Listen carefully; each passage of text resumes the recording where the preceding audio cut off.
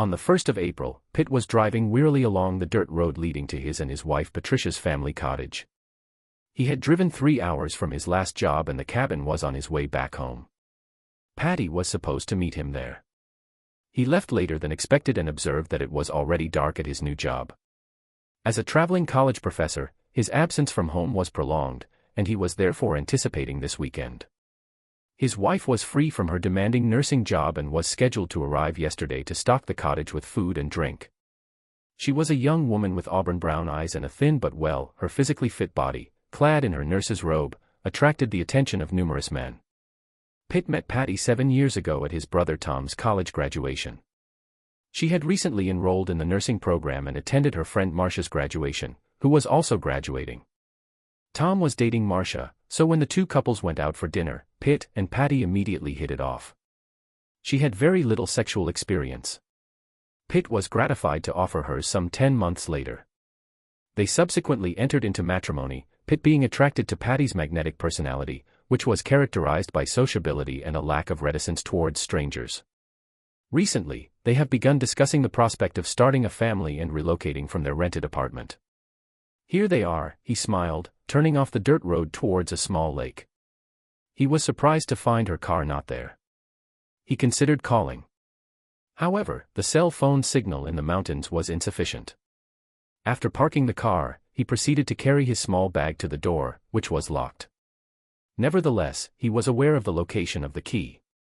Upon entering the house, he observed that no one had been there for an extended period. This was due to the fact that it was a lengthy drive back through the mountains to civilization, and it was almost dark.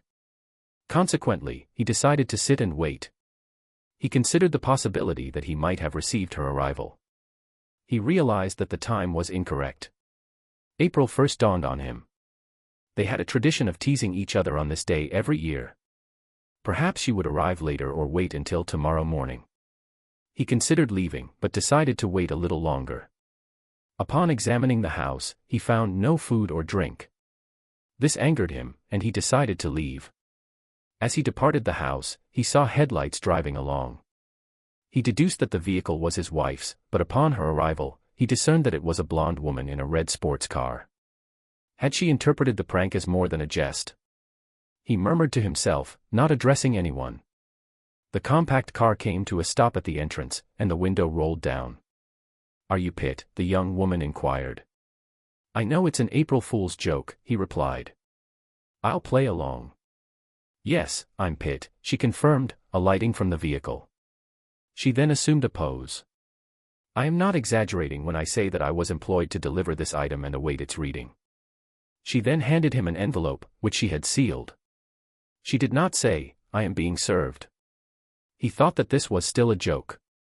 "Pitt, my dear," he began, "I wish to inform you that today I love you more than ever. I believe that our marriage is perfect, and I never wanted to have sex with anyone else. Many men approached me, but I had not previously considered the possibility of infidelity. However, a new doctor at the university hospital, whom I found attractive, prompted me to reconsider. This was not a romantic interest, but rather a physical attraction. He is married with a young son, which eliminates the possibility of any further involvement. He is devoted to his wife, as I am to you. Consequently, I decided to leave town with him. The objective is to spend the weekend together in order to eliminate this desire for my fantasies and ensure that you do not enter into a serious relationship with another woman. To this end, I have hired Chantel, an available high-class girl, to ensure that you experience the same high level of passion that I did. However, as I am unable to permit her to have sexual intercourse with you in our bed, I have decided that a secluded cabin would be a more suitable venue. I will return home at approximately 6 o'clock. The time is 12 a.m. On Sunday, we will resume our married life. We will not discuss this weekend and pretend it never happened. I hope and pray that you understand my need to do this. I am confident that our love is strong enough to carry us through this into the rest of our lives together. I love you and only you. Patty's P.S. He did not possess a telephone and therefore advised her not to attempt to contact him or search for him. He reread the letter and came to the realization that it was genuine. She inquired as to whether he had a pen. He confirmed that she could use his pen if she wished, but that he did not intend to sign it. She persisted, however, and he agreed to do so after she had written that he had delivered the letter to her with instructions from his wife, Patty Avery. She had also instructed him to have sexual intercourse with her, but he had refused. You may simply sign it with your actual name. You are presumably in possession of a driver's license, which I can utilize to verify the veracity of your legal name. I shall sign, but do you comprehend the implications of your actions? She emitted a brief, mirthful laugh as she completed a 360-degree rotation, displaying her diminutive posterior. He procured a writing implement from his briefcase and inscribed the words he had previously articulated. She exhibited a countenance of displeasure. Are you certain? He ignored her question. He advised her to be careful on the way back because there are a lot of animals on the road at night. He told her not to tell his wife that he had refused her request. He promised her that he would not tell anyone else. He asked her if there was anything he could do for her. She replied that she had a lot to plan. She showed him her driver's license. She then signed the letter and inquired as to whether he would be amenable to her staying the night. He expressed apprehension about driving back along the dark road. He read her name on her driver's license and considered the potential dangers. She introduced herself as Sarah Davis, but only without any Shimura. She informed him that if he attempted to engage in sexual intercourse, he would be ejected from the residence. He expressed astonishment, noting that this was a previously unanticipated occurrence. I am pleased to inform you that I am now planning to engage the services of an escort, as my college tuition is due for payment next week. I will soon be graduating from college with a degree in textile engineering. Is it true that my friend is hiring textile engineers? Please provide me with your resume after you graduate from college, and I will see what I can do for you. He observed her smile and she advanced toward him, intending to embrace him, but he extended his hand instead. No physical contact, he stated. That is not permitted this evening. The two of them consumed food and beverages from the 3 bags that Patty had instructed her to take with her. They sat in front of the fireplace as he proceeded to relate his account of how he had met his wife in high school and how their relationship had been a storybook romance. The two individuals soon became relaxed and at ease with one another, free from any pressure associated with sexual intimacy. She was a good listener and demonstrated understanding and empathy for the man who was being cuckolded. He discussed their plans to start a family after she obtained her master's degree in nursing and their intention to move out of their small rented apartment. As she observed him, tears began to form in his eyes, prompting her to break her promise of abstinence. Despite her initial resolve, she ultimately succumbed to her emotions and hid her face, attempting to shield herself from his gaze. When she reached out to embrace him, he found himself in her arms. There was no sexual desire or intention in this gesture, she was merely attempting to assuage his distress. He allowed himself to release his anguish, and she responded by offering comfort. For the following few minutes, he ceased his actions and moved away. I am still not going to, he stated. I know that's what I like about you. He then proceeded to narrate his life story. I was born in a poor family in the mountains of Kentucky. My father was a miner, and my mother washed other people's clothes. I did very well at school, but from the age of 12, I was compelled to pursue a multitude of employment opportunities concurrently with my academic studies. During this period, I was expected to excel in both arenas, which entailed a considerable investment of time and effort. Additionally, my physical appearance, characterized by a lack of breast development and a slender physique, did not elicit much interest from the opposite sex. It may be surprising to learn that I entered college as a virgin. However, I was able to secure a scholarship due to my exceptional performance in mathematics and science. I was accepted into a reputable institution of higher learning, but since I needed to cover my expenses and purchase a vehicle, I was compelled to continue working after completing my initial course. As my body began to undergo changes, I soon began receiving invitations to social engagements. I paused and took a sip of the wine that had been stored in the closet. Due to my lack of experience in communicating with the opposite sex, I made several missteps. I made a series of missteps, and my partners exploited these. I believed that men were interested in me, but it became evident that their sole intention was sexual. Eventually, I encountered an individual who appeared to be on my level. He did not attempt to kiss me until our third encounter. Everything seemed satisfactory until the Christmas holidays, when he departed and did not even attempt to contact me. I assumed that our relationship had concluded. Subsequently, He returned to school and contacted me as though the previous 10 days had never occurred. After a few weeks, I forgave him and we resumed our sexual relationship. One night, I informed him of my love for him, but he did not reciprocate. He demonstrated his affection for me, but he never explicitly expressed his feelings. I then told him about my feelings, and he became emotional and began to apologize. He was in a relationship with me, but he also had a girlfriend at home with whom he proposed. He stated that he enjoyed being with me and that he was unable to make a decision. Consequently, I decided for him. This action resulted in a negative outcome, as it made me feel the bitter taste of failed relationships.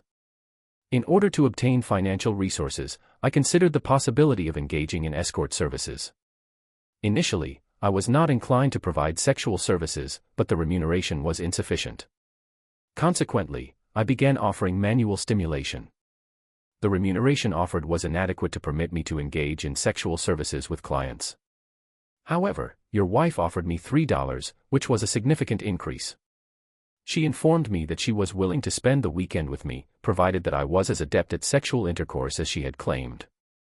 If I were indeed as proficient in this regard, I was at a loss to understand why she was engaging in such activities. I inquired about this, and she stated that her objective was to engage in a peculiar act and that he had pursued her with great fervor to ensure her fidelity and prevent her from divorcing her husband. She had hired me to provide a counterbalance to their encounter. I believe that he was primarily responsible for financing this endeavor. Both individuals remained silent, leaning back on the pill and observing the hot coals as they ascended the chimney. He placed his arm around her shoulders and kissed her forehead. "Thank you. You have made the most challenging day of my life somewhat more bearable." He wished he could find her after this week and begin a new life together. They embraced more firmly and soon fell asleep in each other's arms. The next morning, Sarah woke up to the smell of cooking bacon and rolled over to see Pitt standing by the stove. "It smells like something delicious," he said. "How do you like your eggs?" he asked, turning around. "Scrambled eggs like our whole life," they replied, laughing. He proceeded to make some toast. He then proceeded to carry the full plates to the table that she had prepared. He offered her coffee, which she accepted. However, she then informed him that she needed to use the toilet. She proceeded to walk to the nearest door and turned the knob. He then informed her that she should not urinate in the closet. She then began to cry. She crossed her legs and walked quickly in small steps to the next door on the right. He then informed her that she could remove all of the cosmetic products and allow your hair to be disheveled. "I am astonished to see you in this state." He heard the sound of water, and after a few minutes, she emerged, her appearance now that of a natural woman, not a rogue. She released the pink lace blouse, allowing it to hang down over her skinny jeans. Her skin was clear and pink, and her light brown hair was similar to his mother's, much improved. "Turn you on?" "Undoubtedly. I would have to be deceased not to become aroused. My sole intention is to meet Sarah, not Chantel. Would you kindly elucidate, Avery? Do you consistently utter the appropriate remarks?" She consumed a considerable quantity of food, unconcerned about her physical appearance. "I forgot what bacon tasted like." She assisted him in cleaning up and took her suitcase. "I believe it is time for me to take my leave." He proceeded to the door and obstructed her path.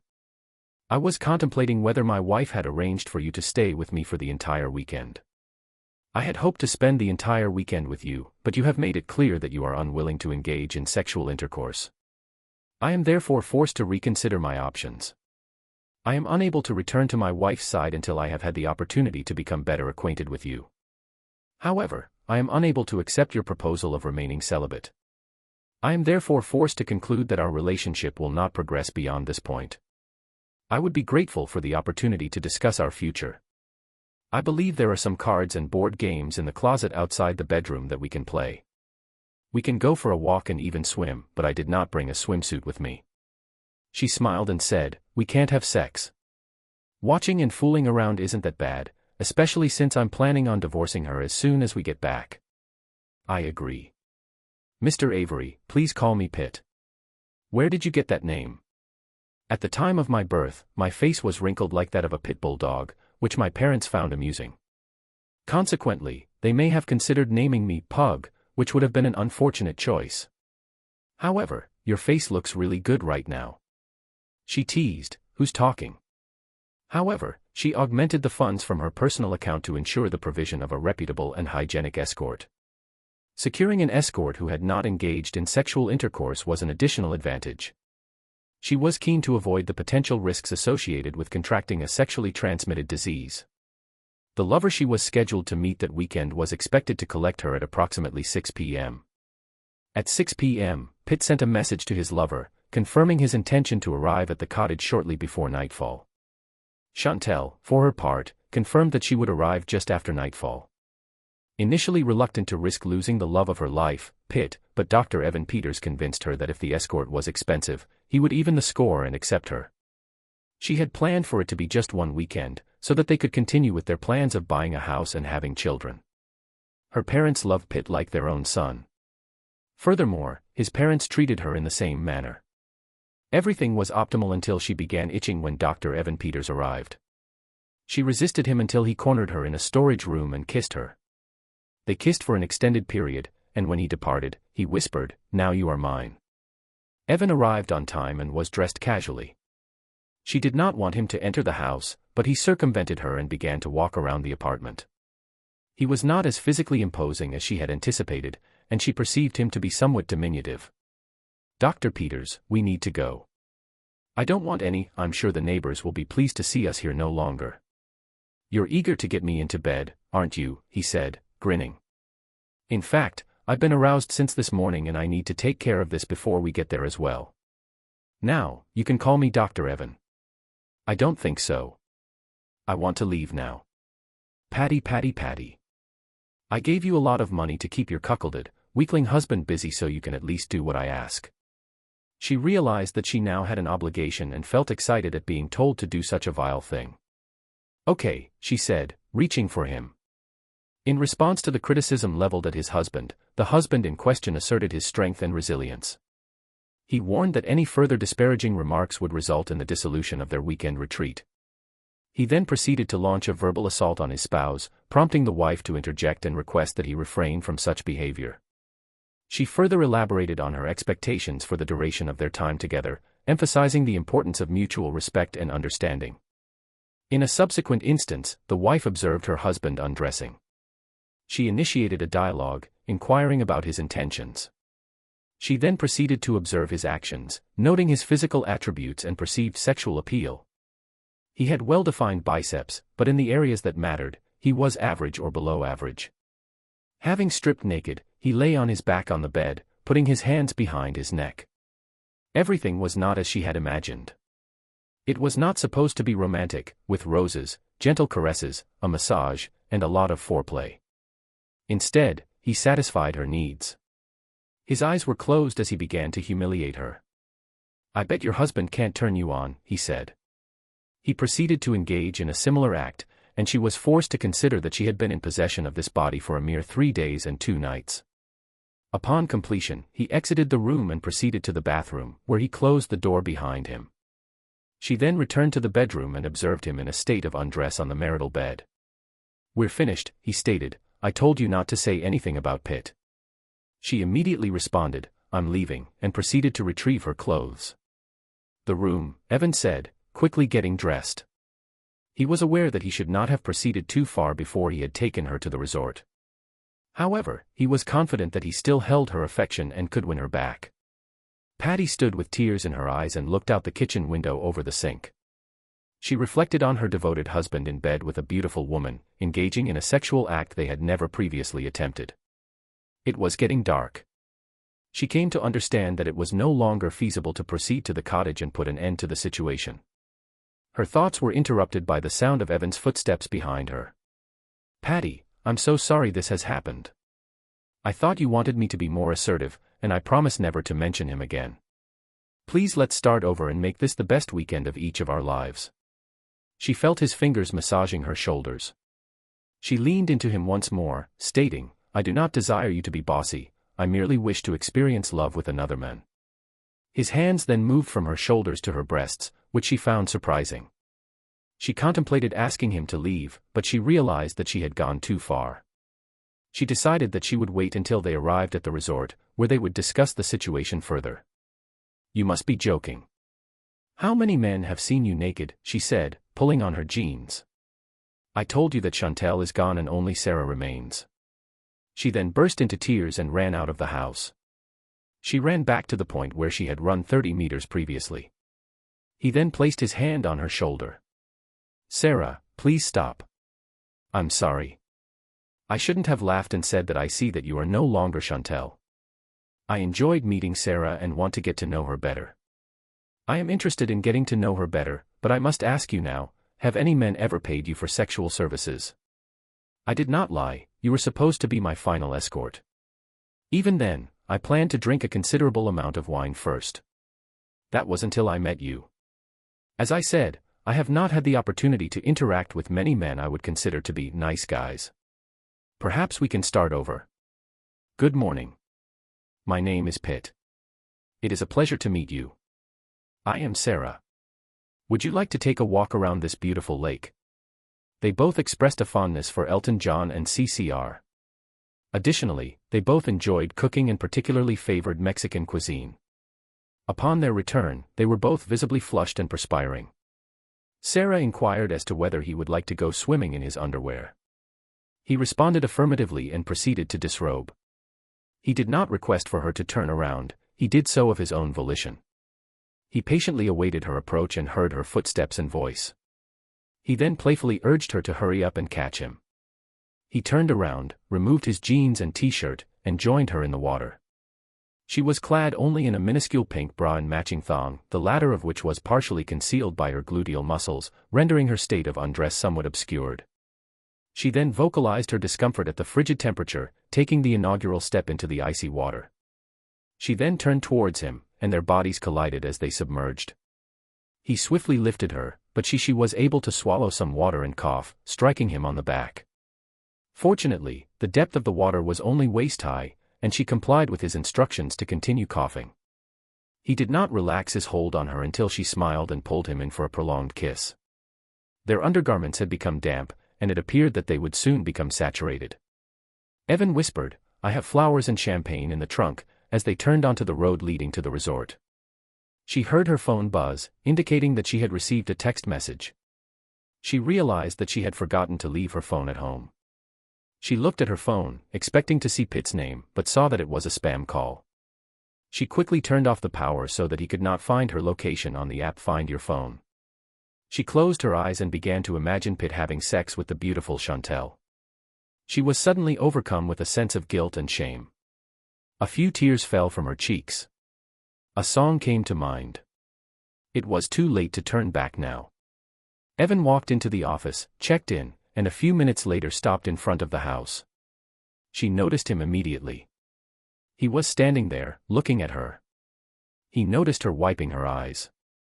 He asked her if she was okay. "Evan, I am unable to proceed with this task. I offer my sincerest apologies.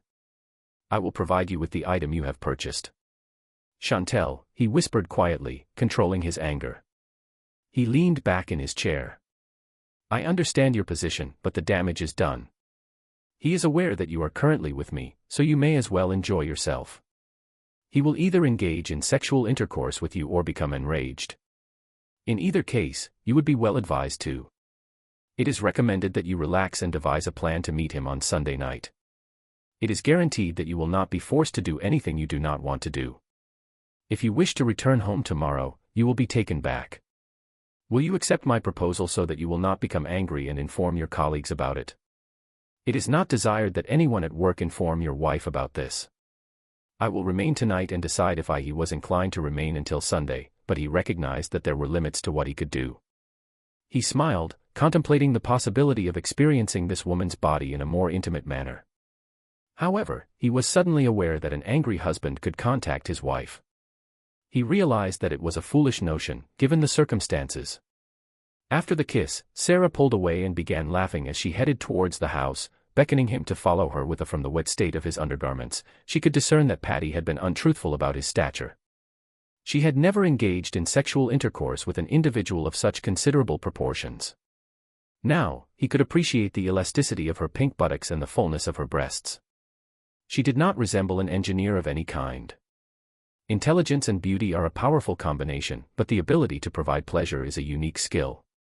For many men, engaging in sexual intercourse for money was a highly unfavorable practice. This thought rapidly diminished his libido. They hastened into the house, and while he lit logs in the fireplace, she took some towels. Once the fire was ablaze, he turned to see her standing completely naked, holding out a large white towel.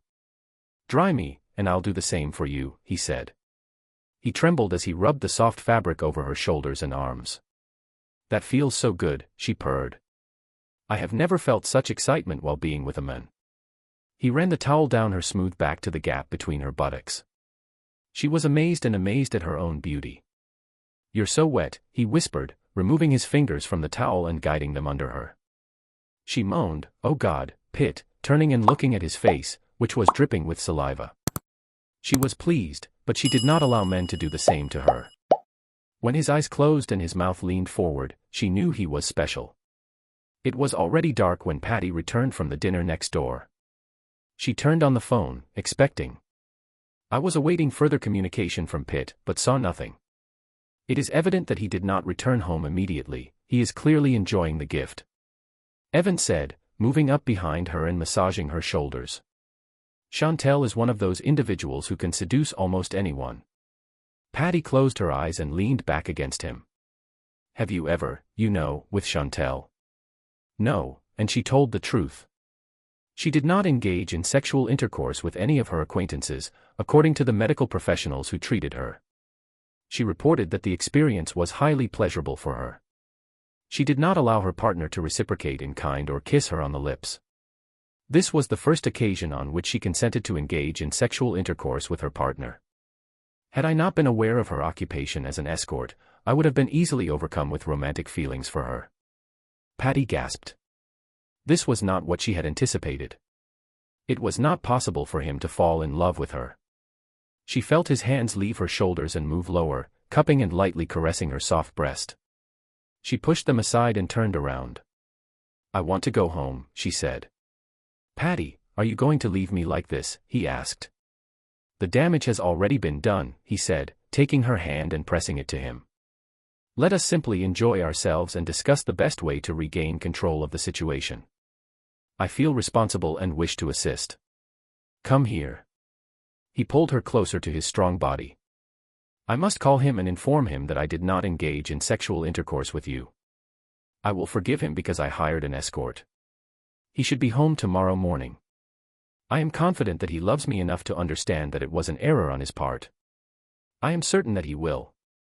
Alan's deception was abruptly revealed as her body betrayed her once more, prompting her to press her lips to his neck. Before engaging in further physical contact, she decided to take a shower. She inquired as to whether he would like to join her. He responded affirmatively, indicating his desire to soap and rinse her magnificent body. He was aware that by engaging in playful kissing, he would eventually take her. She had never experienced such intense arousal. She was in a romantic log cabin with the men she respected and desired. Even if she had not been compensated for sexual intercourse, she would have engaged in it without expectation of payment. Patty felt the warmth of the water cascading over her face and breasts. Alan's hand applied the soap to her back and buttocks. This was precisely what she desired, to experience the touch, kiss, and caress of another man. It felt exquisite. She emitted a low, contented purr. Young Doc pressed her back against the wall, lifted her right leg, and began to caress it. They then engaged in sexual intercourse. Sarah awoke first and found herself pressed naked against Pitt's erect penis. "How fortunate I am," she thought, "to have this experience in just one night. With the men of my dreams, I already have feelings for a man that I've never experienced before." Pitt was having a dream, or at least he thought so. Upon opening his eyes, he saw blonde hair rising and falling over his lower abdomen. After they had satisfied each other again, they packed up their things and started heading out. "The wife will not return until noon tomorrow. After I relocate to my former residence and freeze a few credit cards, investments, and insurance accounts, we can rent a room in the city." He was hoping she would say that she smiled, pressing her lips to his. "Sarah would like to get to know him better, but my roommate is gone for a few weeks. Why don't you come over there? I don't think you want to be home when they get back." I do not want to be a burden. Believe me, I want you to be there so we can talk more. They took their things and moved along the winding forest road on Saturday. The morning drive proceeded at a brisk pace, as she was already at Pitt's house and therefore did not require constant surveillance. Upon opening the door from the garage to the condominium, he shouted, "Honey, I'm home." It is hoped that she does not respond. Sarah expressed her displeasure at his joke. She proceeded to walk through the house. As he was preoccupied with distancing himself from Patty, she observed their wedding photograph positioned above the fireplace and contemplated assuming the role of the unfaithful spouse. Pitt remained engrossed in his domestic office when she entered the master bedroom and surveyed the expansive walk-in closet. In the closet, she inquired as to why she would risk losing everything for a single sexual encounter with a handsome young man. "Take what you want," Pitt responded, moving closer to her from behind and touching her earlobe with his lips. "I want to make love to you on the bed." Her heartbeat accelerated, but she reminded herself that there would be no sexual intercourse. "You're right," he replied, "but I want to leave her a wet gift on the bed as a greeting when she returns home and as a farewell." She smiled at the thought. He had been informed that a similar occurrence might take place in the future. "Would you kindly disrobe and prepare on the bed while I put on one of these appealing negligées?" It was peculiar to lie on his marital bed and await not Patty, but a beautiful woman to join him. His anger overcame his sadness over his lost marriage. A few days prior, they had discussed the prospect of starting a family. He was aware that he should refrain from seeing her until he had cooled down. He was drawn to the dressing room door, from which Sarah emerged wearing a nightgown identical to the one Patty had worn on their wedding night. This time, the touching and kissing were more leisurely, with kisses that were not rushed and were clearly enjoyed. The lack of intercourse was challenging, but it was crucial for him to refrain from engaging in the same behavior as Patty had when they finished. There was a significant wet spot in the center. Before departing, he proceeded to make the bed. He then proceeded to discard the photographs of him and his partner together, along with the wedding album. He then looked into the nightstand and observed his partner's diamond engagement ring, which he placed in his pocket. This ring belonged to his grandmother. He left his wedding ring in place, as he did not feel the need to leave a note. He had no intention of communicating with his unfaithful partner. Patty refused to allow Dr. Evan to take her again. He persuaded her to stay until Sunday night.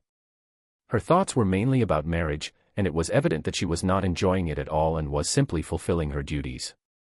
It was approximately noon on Sunday morning when he parked in front of her apartment. She looked around, but she could not see his car. This meant that he must have stayed with her. She was grateful for this, and she turned to take his hand. She apologized for ruining their week together. "I love my husband too much to ever engage in such behavior again. I understand and empathize with his feelings of loyalty and commitment to his wife. He was afraid of being seen." Patty did not kiss him goodbye and looked at the condominium door. This marks the end of their affair and the beginning of a new phase in their relationship. She had no idea that she took her small suitcase to the laundry to wash away all traces and smells of adultery. She did not pay attention to the details. She was so focused on what she was going to say to Pitt that she failed to notice the wet shower floor or their missing photos until she opened the nightstand drawer and saw his wedding ring instead of hers. "No, Sarah," he said, "you don't have to do this. I can rent a hotel room for a few days." She took his hand in hers and leaned her head against his body. "You don't have to be alone," she said. "I really like being with you. It's rather unconventional, but I feel like I've known you for a long time." He pulled back slightly and pressed his lips to hers. It was not a kiss of passion but rather of warmth. "You gave me light. In the context of the most challenging circumstances, I am grateful for the support of my friend, Patty's brother, Mike. It is unclear how long this situation will persist. I am writing to request your assistance with a matter related to funds. I ask that you return the money, but I must prioritize my own financial obligations. Regardless of the amount, I am committed to fulfilling my financial responsibilities. Your decision to remain was not a necessity, yet you chose to do so." Once more, the telephone emitted a sound. "She is currently at her residence. Is there no desire to respond? There is no intention of engaging in further communication." A few minutes later, he observed that she had left a message. He proceeded to delete it without opening it. Patty was aware that the sole opportunity to salvage her marriage was to resort to deceit. She contacted his telephone and, upon receiving no response, a voicemail was left for Patty. The message stated, I am aware that you are distressed. However, Dr. Evan and I did not engage in sexual intercourse. We engaged in some physical contact, including kissing and touching, but that was the extent of it. He desired it, but I ultimately prevented him from doing so. I came to recognize the foolishness of my actions. Despite your interactions with an escort, I forgive you. I returned home early today. I have discovered your engagement ring and also found my honeymoon nightgown on the floor of our closet. I would be grateful if you could confirm that you did not allow this to be worn by another woman, as it is of great significance to our marriage. I am unsure of your whereabouts, but I would appreciate it if you could return home. I love you and only you, my wife, forever. Concerned about how she would respond to Pitt, she opted to rest and remove the bed covers from their marital bed. She was shocked to discover a significant wet spot on the bedding, and the pungent odor prompted her to rush to the bathroom, where she vomited. She resolved to refrain from sexual intercourse in their bed. The bed, and that's why the house worked. Now, nothing she had imagined came true. Grabbing a blanket from the closet, she proceeded downstairs and laid down on the sofa. When she woke up, it was already dark, and only the porch light provided sufficient illumination. She retrieved her phone to ascertain whether Pitt had responded, but only saw a message from Evan. I am uncertain whether he has ceased communication or if he is preparing to lash out. Should I be concerned? She contacted him without inquiring about his whereabouts. He abruptly terminated communication and I have not received any updates regarding his whereabouts. However, he was present and left his wedding ring, suggesting that he may be preparing to retaliate. It is possible that he has already taken action, potentially resulting in significant consequences, including the loss of employment. Is it possible that he has also left as it appears that he brought Chantel to our residence and discarded our photographs? This may be the final act of vengeance, but given Pitt's penchant for mischief, further incidents may be anticipated. I informed him that we did not engage in sexual intercourse, suggesting that he might wish to relay this information to his wife. Evan terminated the call and proceeded to watch his son chase lightning.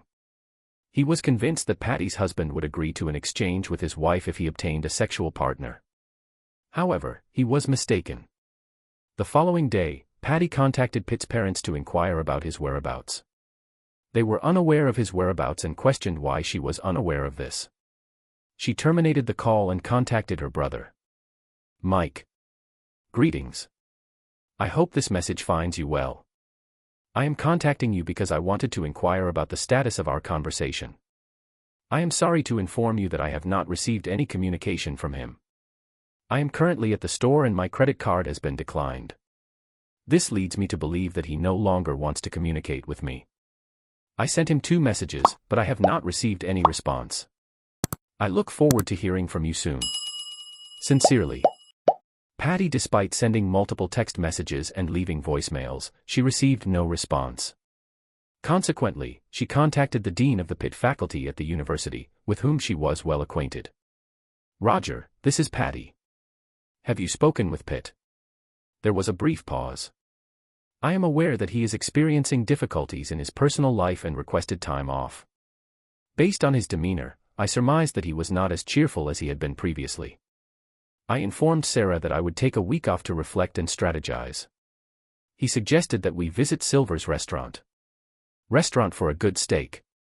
Would you prefer to be seen together? What if someone sees us together? It would be highly inadvisable. Why don't you wear one of those sexy dresses from my wife's closet? Upon entering the restaurant, he saw one of Patty's colleagues waiting for a table. He considered leaving, but decided to start. Rumor had it that she had not noticed him until she turned around. However, the look of shock on her face indicated that she was aware of Patty's weekend with Dr. Evan. How are you doing with David? She inquired.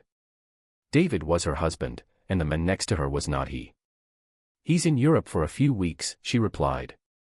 This is Jack, he began. Jack had been working in our wing for several months, around the same time as Dr. Evan. He was aware of the situation. Darlene pulled him by the hand and said, "Let's go. Our table is ready." Sarah had also overheard a conversation that she did not intend to share. It seemed that Patty and Dr. Evan had been keeping a secret tryst. Patty was distressed. After her parents called, they spoke to Patty's parents, and all four were concerned. She had to hang up the phone to numb the pain of losing the only man she had ever loved.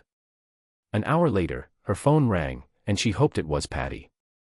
It was Darlene. "Patty, how was your weekend?" "It's terrible. I tried to cancel everything, but it was too late. The sex was good, but not great as I thought it would be. How's it going with Jack?" "Well, tonight should be the first time I'm calling because Patty just walked into it. It is evident that Silvers is accompanied by a woman of notable physical beauty. It is possible that she is the same individual who was engaged by us to provide her services as an escort. He has elected to retain his wedding ring and to utilize the credit and debit cards provided to him. I am questioning my decision to allow Evan to persuade me to engage the services of a woman of considerable physical appeal, given that he has chosen to avoid communication with me. I am moving in your direction. I anticipate my arrival in approximately 15 minutes. She is directing her attention towards us," Sarah whispered, picking up her menu and regarding it. "She is engaged in a telephone conversation and is probably contacting your wife." I was devastated when I read the letter she had written. "Sarah, have you recently encountered an individual who has piqued your interest? I am uncertain as to whether such an occurrence has transpired. He appears to be a highly proficient sexual partner, and I am hopeful that this will prove to be a favorable outcome. However, the outcome is not yet determined. I am optimistic that a favorable result will be achieved." She giggled and extended her small right hand and his larger left hand in his direction. They gazed at each other with a peculiar expression. Patty's scream pierced the air. "Get away from my husband and remove my dress," she demanded. They were both so shocked that Sarah did not notice Patty's. At this point, the man's open palm was directed towards her face. Fortunately, Pitt was able to perceive this at the last moment and was able to turn her down. He then grabbed Patty's right wrist and twisted it behind her back. This action was sufficient to halt the situation. The entire restaurant fell silent, and everyone turned and stared at the commotion. Patty suddenly went limp and lost consciousness, forcing Pitt to catch her. Doreen ran up. "I'm a nurse," she said, "so please step away, and someone please get me some water and a clean towel." A cold towel from the bar was used to wake her up. At first, she was initially unaware of her surroundings until she observed her husband, Pitt. "Pitt honey, I'm back, and I have your ring in my pocket," she stated. This was, in fact, a misunderstanding.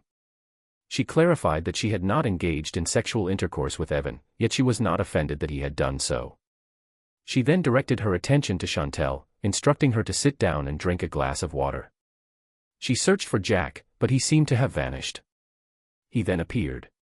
Patty took a sip of water and maintained eye contact with Pitt, who proceeded to approach the escort. "Let's go, Sarah," Pitt suggested.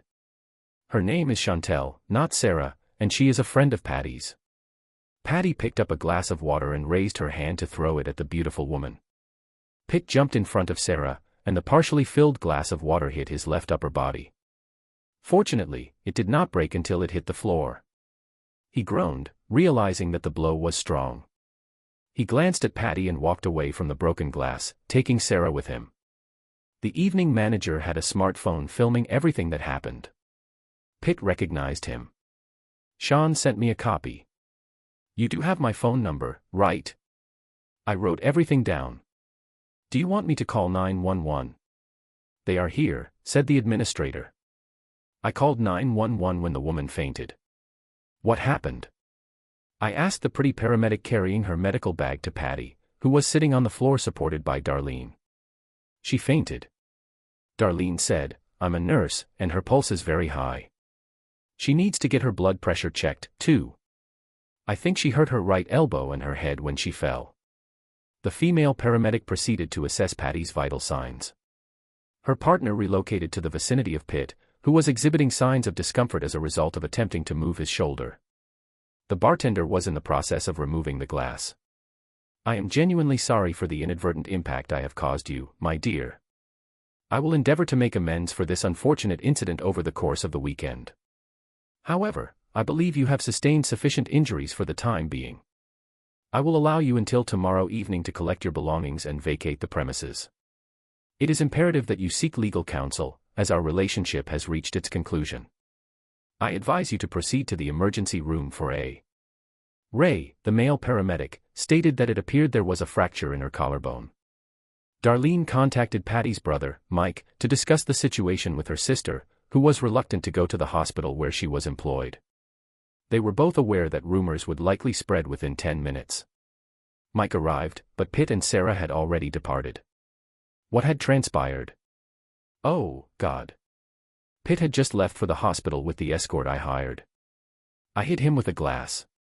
He told me not to come home. You're speaking nonsense, ma'am. I think you. The only injuries you have sustained are bruises on your arm, and there are no marks on your head. Have you sustained any other injuries? I have lost the only man I have ever loved. Pitt was already dealing with the stress of a divorce. Sarah was fighting for custody of their daughter. She hit him with a glass of water, and he was able to get a restraining order. She relented when he threatened to send the correspondence, and missives exchanged between the two parties clearly indicated that Dr. Evan had engaged the services of an escort for the purpose of engaging in sexual intercourse with Pitt over the course of the weekend. This was done in exchange for the two of them engaging in sexual intercourse with each other until they lost consciousness due to the state of inebriation they were in. The charge of adultery was sustained because Pitt had the evidence to substantiate his claim, whereas Sarah did not. Consequently, Sarah returned the money she had received from the escort to the individuals who had engaged in the illicit sexual encounter. The judge ruled that alimony would not be paid and that the 70-30 split would be granted in favor of Pitt, given that this was Dr. Evans's second affair. As a result, his wife received the more advantageous financial settlement, while he was left with minimal financial resources. He subsequently lost his position at the hospital and was forced to take on a night shift position at a local medical pharmacy. As might have been anticipated, Patty suffered a nervous breakdown, and it took her more than a year to recover. She came to recognize that her marriage to Pitt was over each time a man entered her room. She assumed it was Pitt who had come to take her home. She began dating men again, but none of them could replace Pitt. She expressed regret for paying for an escort who later fell in love with him after retiring. She relocated to the Villages, Florida, and became an expert on bingo. Sarah graduated with honors from college. She relocated to North Carolina to evade the mortifying glances and vituperative epithets that had become her daily lot. She shared the same apartment with another graduate classmate and was gainfully employed as an engineer when she heard a knock on her apartment door. She assumed it was from a neighbor and nearly fell when she saw Pitt standing there with a large bouquet of pink roses. The bouquet was accompanied by a card that read, "Her name was Sarah." It had been a year since they first met and they had only exchanged a few messages. Pitt had commissioned a private investigator to follow Sarah and discovered that she spent the majority of her time at work. She did not engage in many romantic relationships and had ceased working as an escort. His intention was to be free of the divorce process before exploring the possibility of a romantic connection. He formulated a plan for the future. Many women expressed interest in him, but he was unable to move on from his negative experience with Patty. He frequently thought about his time with Sarah and decided to pursue her. He hoped he was not mistaken. "Good morning, ma'am. My name is Pitt, and I'm pleased to meet you." His smile charmed her. She played along with him. "How did you know my name, sir? And how did you know where I live?" She was overcome with emotion, eager to embrace him and express her affection. As she stood there, she wondered if this was some sort of April Fool's prank. "I was driving through Kentucky when I decided to stop at a gas station. I approached a kind man who was working there and inquired about a beautiful blonde Davis who lived nearby. I explained that her father was a coal miner and her mother washed clothes. The man I spoke with told me that his brother, Samuel Davis, was a retired miner, and that his daughter, the law is open a block away. You must be referring to my niece, Sarah Sue, who is a major engineer in North Carolina. Why are you asking? I need to ask your brother a question. Perhaps I should call him and tell him to get his shotgun ready." The man laughed. "No, not exactly, but close. So, ma'am, this is not an April Fool's joke. I talked to your father." He then inquired as to whether she would be amenable to the idea. Sarah's eyes were moist, and her smile could illuminate a football stadium. In response, I indicated that I was in favor of the proposal. I encourage you to subscribe to our channel so that your second chance does not engage in infidelity, and I invite you to listen to the subsequent narrative, which is more intriguing than the previous one. If you are under the age of 18, I advise you to refrain from listening to the subsequent narrative.